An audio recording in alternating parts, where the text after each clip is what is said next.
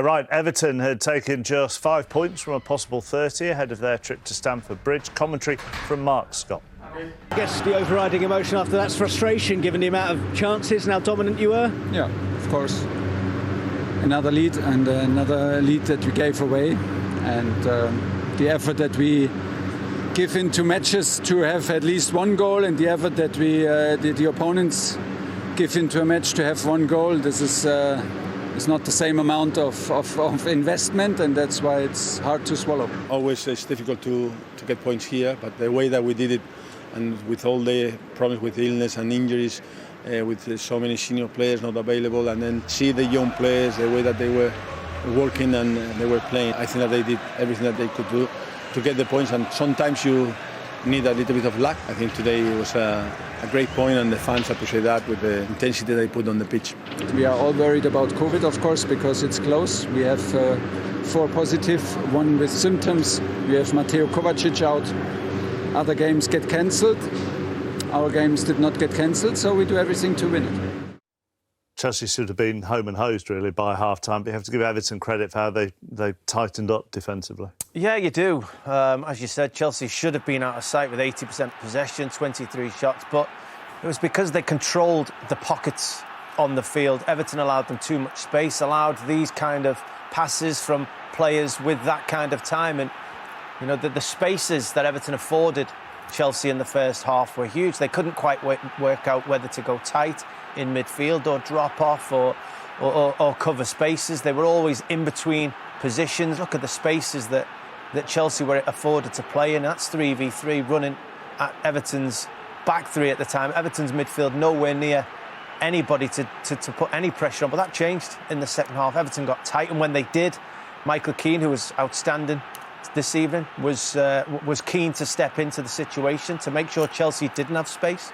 Everton getting tight all across the field suddenly worked as a unit, which they didn't in the first half, and this was key. Anytime the ball went into those pockets in the second half, Everton were really, really keen to get in there and make sure that Chelsea couldn't turn, and it frustrated Chelsea in the second half. They were very good in the first half, run out of ideas in the second half, and yes, they've been hit by COVID. They've been hit with missing some of their key attacking players, but Everton really took advantage of that with a stalwart second half display. You go quickly look at the Everton goal.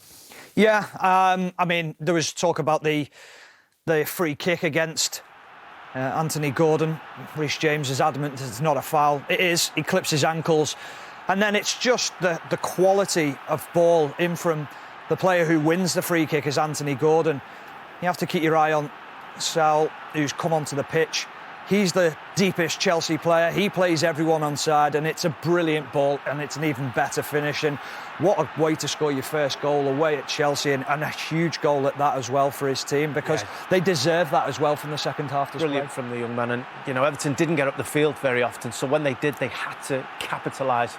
And it was a quality free kick, a brilliant finish from the young man, and Everton showing character, what Rafa Benitez that is a positive for their season at the moment. Yeah. Well, it's the main positive, to be honest. Everton have found it difficult, but, you know, if you're showing that kind of attitude, that if you do go behind, you've got desire and determination to play for each other and play for the manager, get yourselves back into the game, then you've got a chance. Like several clubs, Chelsea have got COVID cases at the moment. They're just a bit...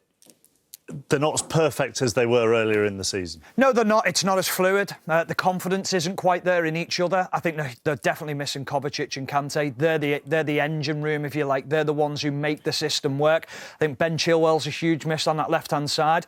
It's not quite working for Chelsea yet, but you know that they're capable of coming back. I think the next 5 games are key for them. They can't allow the top 2, Man City and Liverpool, to get ahead of them. They've got Wolves and Villa away before...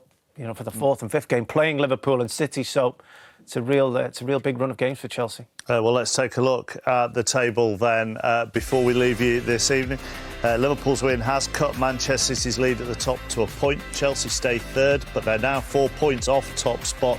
So as you were at the bottom, Newcastle stay 19th, Everton remain 14th despite their point at Stamford Bridge. Here are the games that have already been called off this weekend. 5 of them, the ones at Manchester United, Southampton, Watford, West Ham, and then Everton-Leicester has gone on Sunday.